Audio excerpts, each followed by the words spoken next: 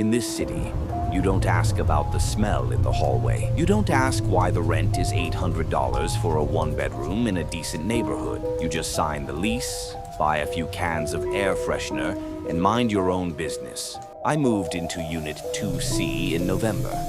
It was a pre-war walk-up, the kind with radiator pipes that scream in the middle of the night and floors that slope enough to roll a marble across the room.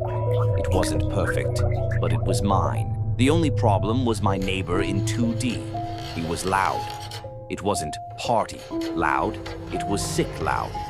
Every night, starting exactly at 10 p.m., I'd hear him through the thin shared wall, a heavy, wet cough, hacking, like he was trying to bring up a lung. Then the pacing would start. Creak, thud, creak, thud, back and forth. For hours. I never actually saw him. I just imagined some old guy chain-smoking himself into an early grave, pacing the floor to deal with the insomnia. By the second week, the coughing got worse.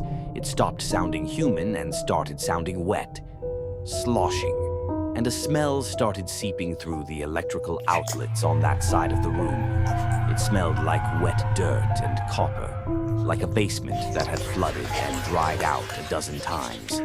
I finally complained to the super, a guy named Rodriguez, who always looked like he'd just woken up. I caught him on the stairs and asked him to talk to the guy in 2D. Rodriguez squinted at me, a cigarette hanging off his lip. He said, "2D?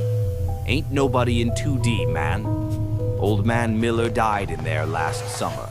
Heart attack. The place is still in probate. It's been empty for months." I froze. I told him that was impossible. I told him I heard the guy every single night. The coughing, the walking. Rodriguez just laughed and said, "Old pipes, kid, or rats. Big rats." But I knew I wasn't crazy. That night, around 2 a.m., the room was silent. Then I heard it.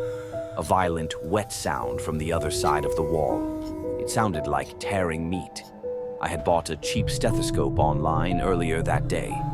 I needed to know. When the pacing started again, I pressed the chest piece against the cold plaster of the shared wall. I listened. I didn't hear a heartbeat. I heard squelching, like someone walking through thick mud, and then whispering. It wasn't a normal voice.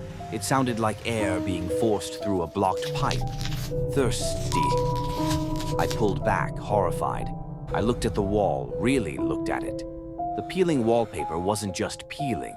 It was being pushed out. There was a bulge in the plaster right where I had been listening. It was warm to the touch. I grabbed a utility knife. My hand was shaking, but I needed to see. I cut a small square into the drywall, just big enough to shine a flashlight through. The smell hit me instantly. Spores, rot, ancient dust. I shined the light into the space between the walls. It wasn't empty, and it wasn't rats. The insulation was gone. It had been replaced by a thick, black, fibrous growth. It looked like mold, but it was structured. It formed thick strands that looked disturbingly like muscle fibers, and in the center of the web, caught in the black mass like a fly, was a shape. It was a skeleton. It had to be Old Man Miller. But the mold hadn't just covered him. It had replaced him. The black fibers were pulling on his ribcage, expanding and contracting.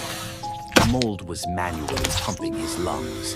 It was moving his legs, grinding the dry bones against the floorboards to mimic the sound of pacing. It was puppeteering his corpse. As I watched, the jawbone unhinged.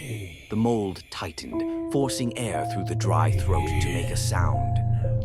"Let me in." Suddenly, the wall in front of me started to soften. The paint bubbled. The drywall turned to mush, dissolving like wet cardboard. A black hand made of spores and bone pushed through the wall right next to my face. I didn't pack. I didn't grab my laptop. I just ran. I ran out the door, down the stairs, and into the street.